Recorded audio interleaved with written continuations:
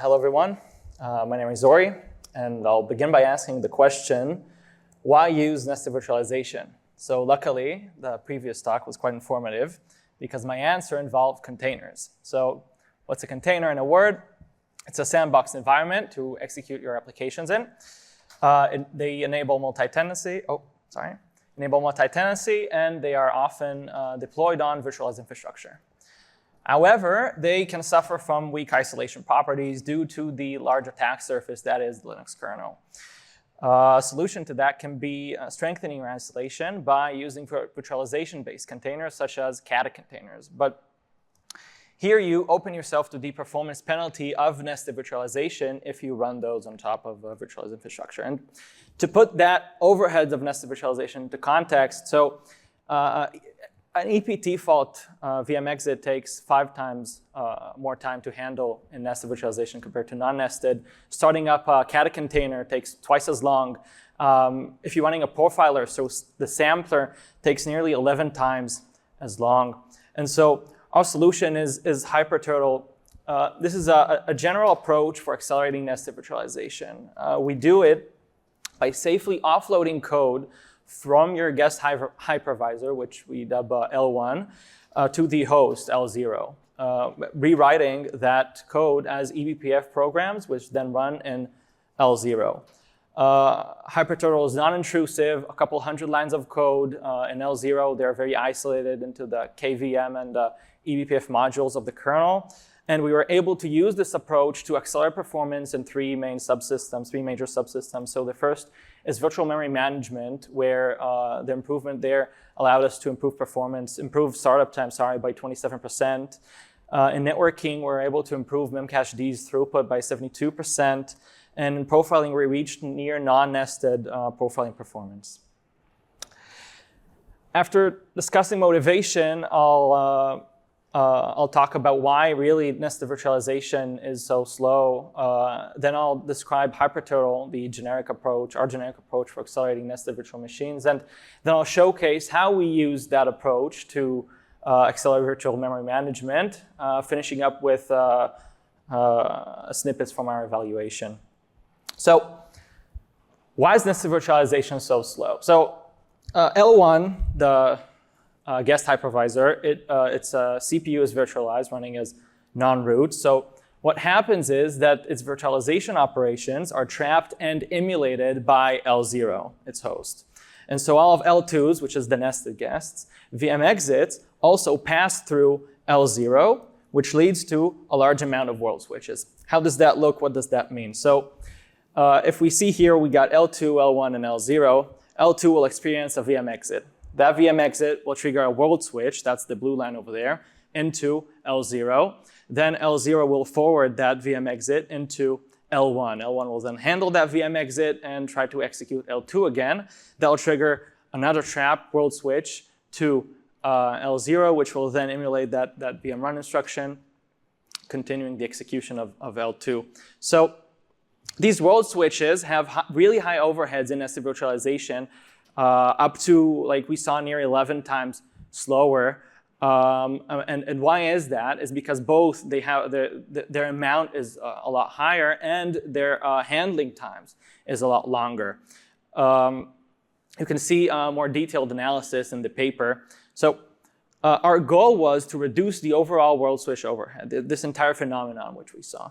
The problem is it really hides everywhere. There are a lot of reasons for VM exits to occur. And so there's no silver bullet, one solution that fits all. I'll now touch on previous work. There have been numerous amount of publications. Here's a few. ISCA 19, ASPLS 2020, SOSP 2023. The problem with all of these previous works is they have quite limited scope, and they don't really provide a general approach that addresses all the different overheads that nested virtualization has. And we aimed to remedy that. So what is a HyperTurtle? When wanting to design HyperTurtle, we had a few design goals in mind. So the first, we wanted to have a general infrastructure, something that can handle the the wide array of overheads in nested virtualization. We want it to be non-intrusive, so no real structural kernel code changes, allow for fast upstreaming. We wanted to keep L1 in control, so some previous work took away functionality from L1 features that didn't maintain compatibility with, for example, container infrastructure. And obviously, we wanted really good performance.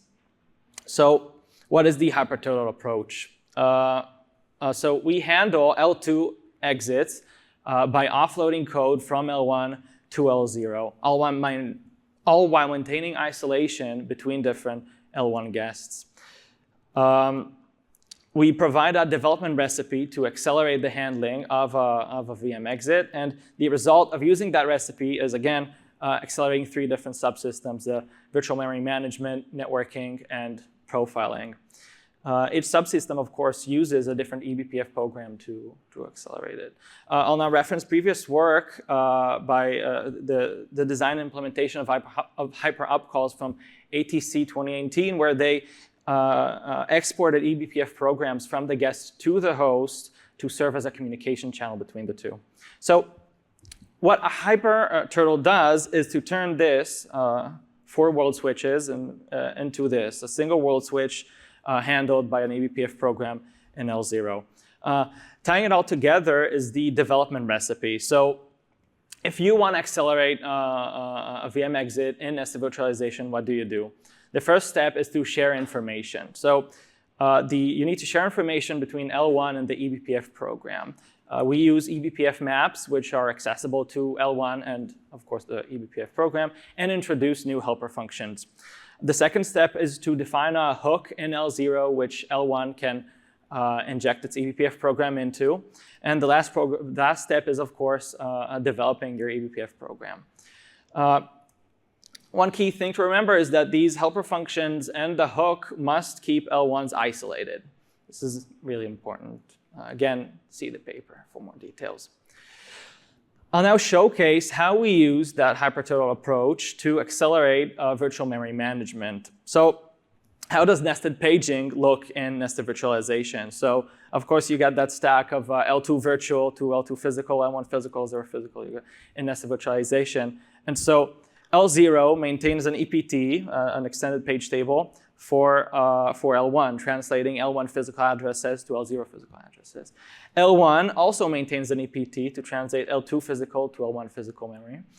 And of course, L2 has its own page table. Now, the problem is that you can't load that L1 EPT into the CPU, right? It does not translate the L2 physical addresses to L0 physical addresses. And so L0 maintains this combined EPT, translating L2 physical addresses directly to L0 physical addresses.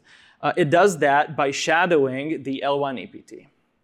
But this shadowing, act of shadowing, really slows down the EPT faults, making them 5 times slower. And when we looked at container startup, we saw that EPT faults account for 46% of container startup time. And so when in non-nested virtualization, you can see a simple EPT fault, 1 world switch in, 1 world switch out, 7 microseconds. In a nested guest, they take 35 microseconds. And now we're going to see why. So L2 experiences an EPT fault, exits to L0. L0 walks that EPT, sees a missing entry. Right? Walks L1's EPT, sees a missing entry. Then L0 injects that fault into L1. L1 then fixes the missing entry. Right? So now if you see that table in the bottom left corner, in top left corner, you can see a present entry. L1 now tries to run L2 again. Of course, traps to L0 that you saw. And then we return to L2, but the combined EPT entry is still missing. And so L2 experiences another EPT fault, exiting back to L0, which can then fix the combined EPT entry, returning to execute L2. So we see it's a 5x slowdown, 3x increase in amount of world switches. What did we do to solve this? So first, according to the recipe, we need to share information. So we shared, among other things, we give the eBPF program the root of the virtual machine monitor's page table address. We maintain a pool of frames that L1 maintains to allow for memory allocation from the eBPF program. Step 2, we need to find a hook. So we put the program after L0 fails to perform the page walk and on L1's EPT. When it finds that missing entry, it will try to call our eBPF program. And then if it succeeds, it will fix the combined EPT entry. And if it fails, it will inject the fallback into L1. And lastly, we need to develop the program. So I don't really go into a lot of details, but it makes a few checks on the address. It checks if it has a free frame from the frame pool, and after that, it maps the frame to L2. And using this mechanism, we were able to achieve near-native non-nested performance, handling an EPT in 7 microseconds. Again, more details in the paper. I'll now move into evaluation. You sort of saw our micro benchmark results of EPT fault latency, and now I'll show you what that did to container startup time. Afterwards, I'll show networking performance, memcached latency throughput plots, and then we'll see also the profiler sampling latency. So if we look at container startup time, we measured the startup time using a couple of basic container images, right? Alpine, Java, and also of a Redis with a pre-populated 1 GB snapshot. And so if we look at those applications, we can see a startup time of between 1.5 and a bit over 2.5 seconds. And using HyperTurtle, we were able to reduce it by 27%. Worst case was 22%, I think. If we look at Redis, so starting up an instance of Redis with that snapshot takes a lot longer, 14 seconds. But also in turn, using HyperTurtle reduces that startup time by a larger amount, 35%. Of course, as your application uses more memory, using HyperTurtle gives you a larger benefit. Moving to memcached, so we looked at 99th percentile latency as a function of the throughput. And as a reminder, with HyperTurtle, L1 is in control. This is as opposed to previous work where a suggested solution was to completely bypass L1. And so we implement a firewall policy in L1 as an eBPF program. We compare what we call a nested virt.io as the baseline solution. We compare previous work, which is direct assignment. They call it direct virtual assignment. And we compare it to ourselves, of course. And so as you can see, the rightmost line presenting the baseline case with the middle line as being HyperTurtle with a firewall policy. And the leftmost line being quote unquote optimal, or at least, let's say, a previous work. So we saw a 72% increase at an SLA of 500 microseconds with a 9% slowdown. Of course, the slowdown depends on what your policies are. So if, for example, you put a packet counter on there, so you don't really see any slowdown. But with this firewall, we saw a slight slowdown. Talking about profiling, so the first figure I'll show you is the sample your application latency. So we measured the time the sampler takes to sample your application. We look at what happens if you run a Kata container from L0, so the non-nested case. And we saw it takes about 7 microseconds to run that. But then if you run a regular container in your virtual machine, that figure moves up more than 20 microseconds. And if you want to profile your nested guest from L1, it's nearly 60 microseconds. And with HyperTurtle, we were able to nearly achieve non-nested performance, providing a 7x reduction in latency. If, for example, you wanted to run your profiler on latency-sensitive applications such as memcached, you see about 20% improvement. This, of course, depends on the frequency of your profiler. So if you run your profiler at a low frequency, you suffer a lot less. To conclude, nested virtualization suffers from expensive VM exit.